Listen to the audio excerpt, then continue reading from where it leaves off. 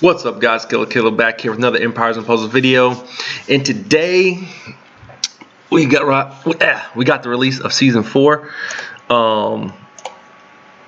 As you can see right there, season 4 just opened. Kind of looks crazy like this. Got a bunch of maps. Looks like we're going to 36 boards.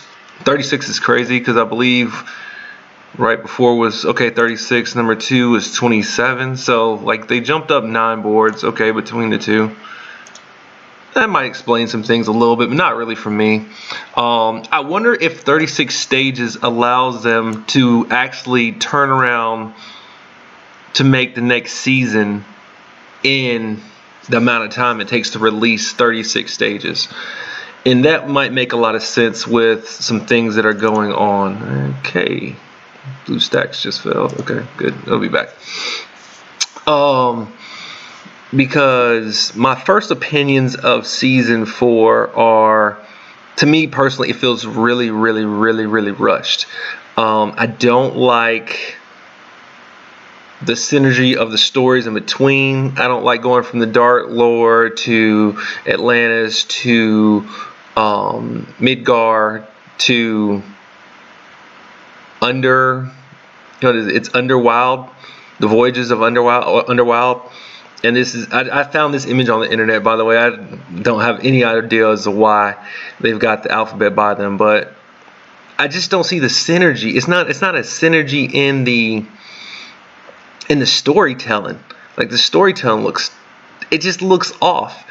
Like I don't understand how we go from the god of the sea, the god of the visions in Norse mythology, to the League of Extraordinary Gentlemen and Goro and the elves, the dark elves and dwarfs.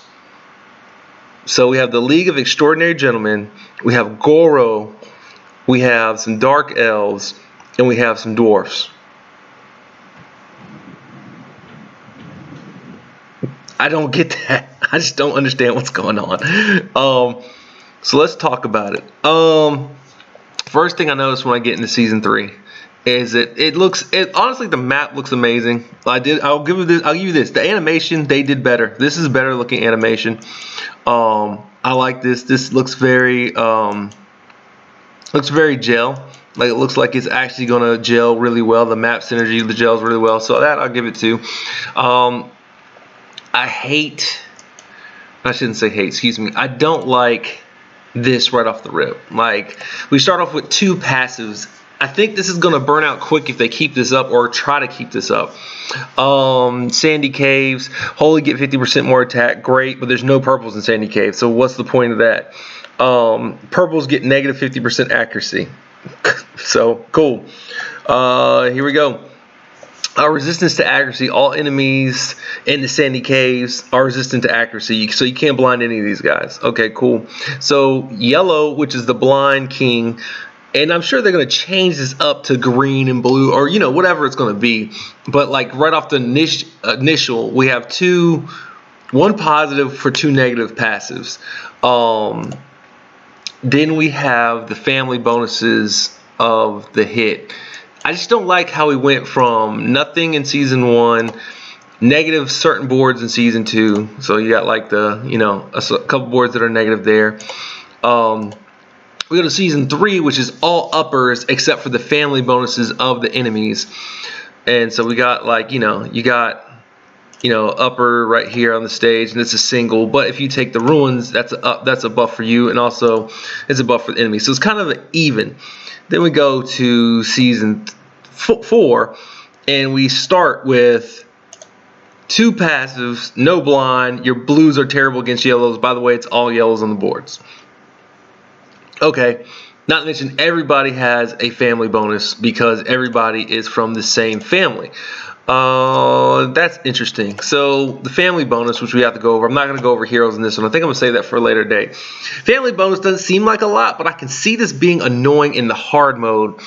A 45% chance at 5 to hit you for 50% damage after the special goes off, or that's the heroes, but it's like a random special for the NPCs. So it starts off at 50, but I imagine this goes up higher as we get further down, and it'll get stronger as they add more enemies. So it's just, I don't know, man. To me, the season it just feels rushed. It feels rushed. I feel like we're looking at a crazy power gap. 807 right off the rip. 807 right off the rip on a Paladin. So like this guy's going to jump up to something like 900 plus easy. 907 or something like that. He's going to jump up something crazy. Matter of fact, let's just see. I can actually tell you an idea of what their emblem power gap is going to be because of this. Let's go look at Seishat's at 870, and then Seishat before is at, so about 100 with the emblem. So we're talking about a 907 hero, right? And at the beginning, and they're already, that's 37 points above Seishat, which was a season 3 hero. That's, let's see, what is that? That's 35 above Clarissa, which was a season 4 hero, or season 3 hero. They are, let's see, that's 27. Am I right? No, let's see, it's 5. No, excuse me, that's 17 above Alfreich, which is a season 3 hero. I don't have another ninja. I don't have a ninja level. Oh, there we go. Ninja right there. 78. So that's about almost, it's 9 above the ninjas, which happen to have the highest power right now. It's super power creepy to me. Season 4 starts off super power creepy. Our 5 stars start off with a class passive, family passive, and a passive.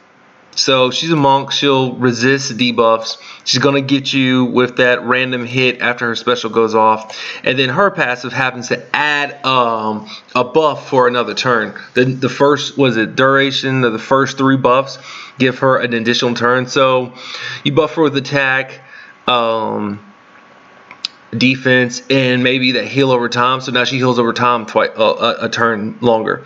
Then, you know, it's just automatic family bonus right off the rip. So we're talking about 3 passes built into the heroes right off the rip. And some of the passes are insane. Like we have one that increases the turn. We have one that decreases the turn, right? I believe his. So we have one that reduces damage from the special for the first 3 turns by 20. And then we have one that increases the damage of the special the first time you use it. Let me see. Let's look at Goro. Or one of the Goros. I'm not going over the names or anything like this. Like the first time this hero casts a special, he gets additional 30% damage on the first hit. Nah, that's not a lot. You know, like, I mean, it's not a lot. And it does play off, you know, depend on what's what. So I'm not mad at that. But like, for instance, this one's the one that I think people are sleeping on.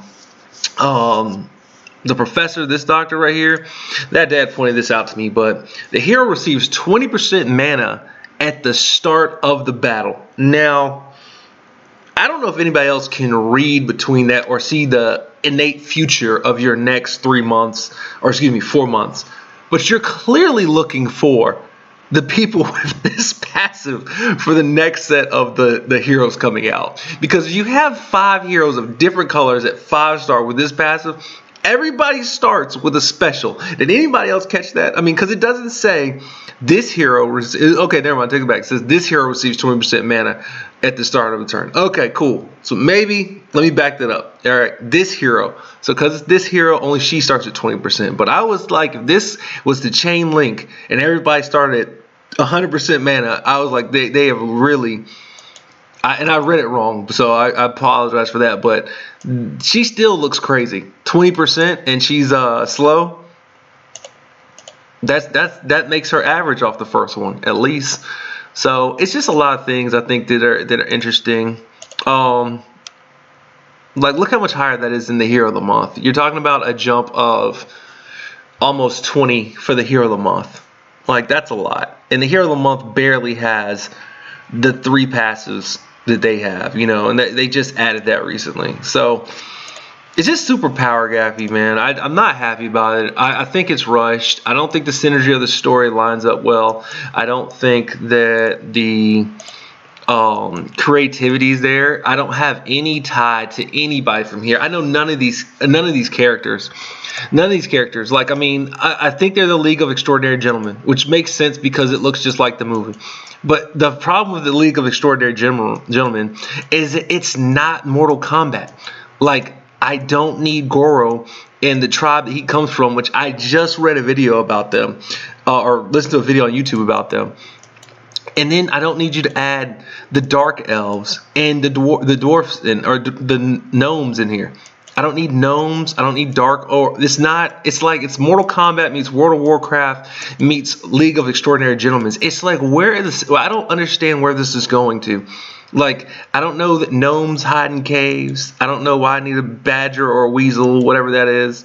I don't know what this chick is. I think she's like a dark elf, but she just looks so different than the rest of the characters. So it'd be interesting to see what species she is. He clearly is a character, the Invisible Man from the Extraordinary Gentleman.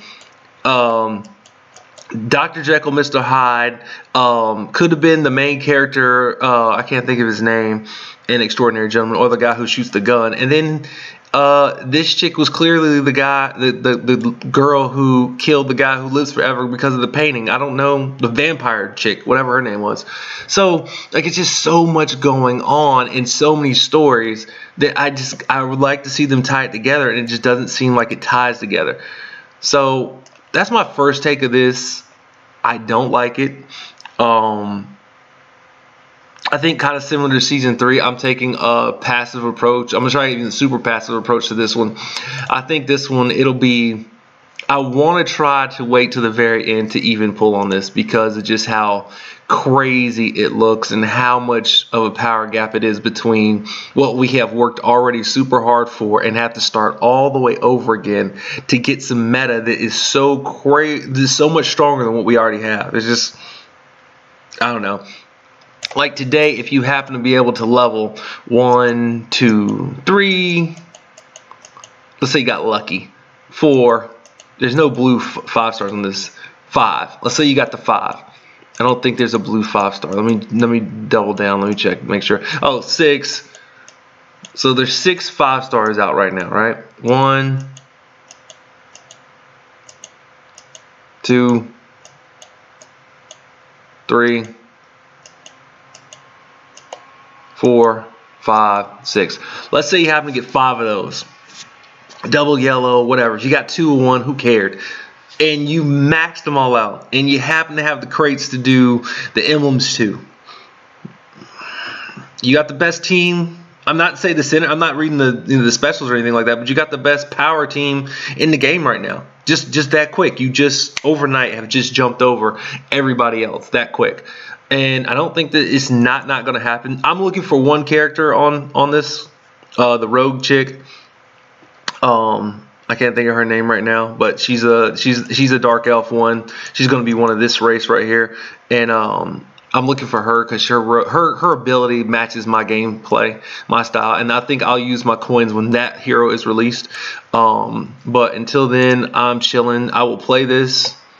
Looks like they gave us some missions because I clearly needed some. I don't have any of them. So they gave us missions. Cool.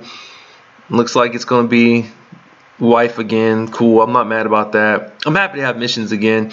Looks like the missions aren't too crazy, which I'm happy about. I'm tired of the super sick farming missions. Like, those were kind of getting annoying.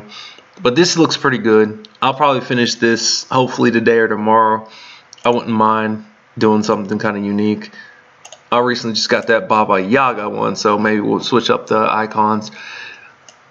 Animation wise, positive notes, looks good.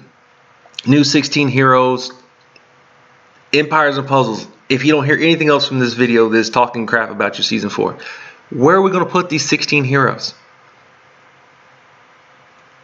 There's no space. I happen to have space, but there's no space. Like, that's a 347, and that's probably an average or a mid amount of hero capacity. Where are my 16 slots for your new heroes that I just pulled? Like, you know, instead of giving me an icon, or add to this one right here, instead of giving me diamonds, how about you give me a hero space? Or how about you make a mission here that gives me a hero space? So there I can add a hero that you just made 16 of that I don't have any copies of and don't want to get rid of my current roster because I'm maxed out to the tight. I get why people go free to play, because you can't put none of the stuff that I'm paying for in here anyway. So why would I keep it? Like, I need hero space. If you guys are going to dump 16 heroes this week, which means it's a total of probably about 40 more heroes you're going to add from season 4, I need 40 more hero slots.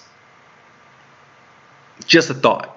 Or don't penalize me for getting new heroes and just add like no dupes.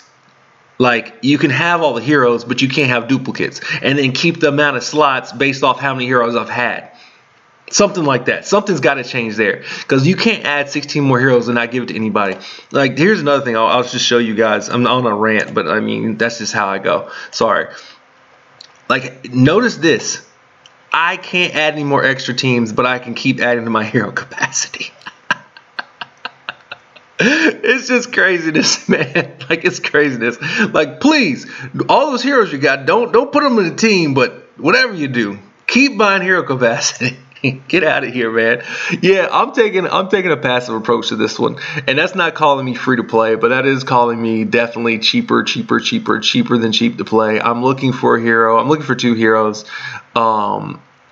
Maybe 3. I like the red hero of the month coming out this patch. I just think she looks cool as crap. And I got 2 Marjanas, so she's going to go great with them. But this looks rushed. This is not impressive. This is not. I really wish you guys would have. This is a prime example of why you need a content creator to tell you what people who actually play your game instead of pay to play your game, or what you think is going to get you paid to play this game. Excuse me. What you think is going to get you paid from people who play this game versus somebody who's a pay to play player and plays a game and enjoys the game and says, "Hey, by the way, you know how you did gods, another god, keep with the gods. We like that. You went to the ocean, you went to the land, now go to the sky." Then this would have made sense. Then we're going underground because we've never been underground. We started from the bottom, now we're here, now we're going back to the bottom. But you went underground. It'd have been better to go underground from the water or something. I don't know, man. The story just does not line up with the rest of the stories. And I think it's really power gappy, power creepy. And that's what I'm going to title this one. Season 4 power creepy opinion. It's just power creepy. You guys have a ball. It looks fun. It looks like it's going to be interesting gameplay. But other than that, I don't like the hero setup, and I don't like the gameplay of the Season 4 setup right now. I hope they alter it. Killer out. Peace.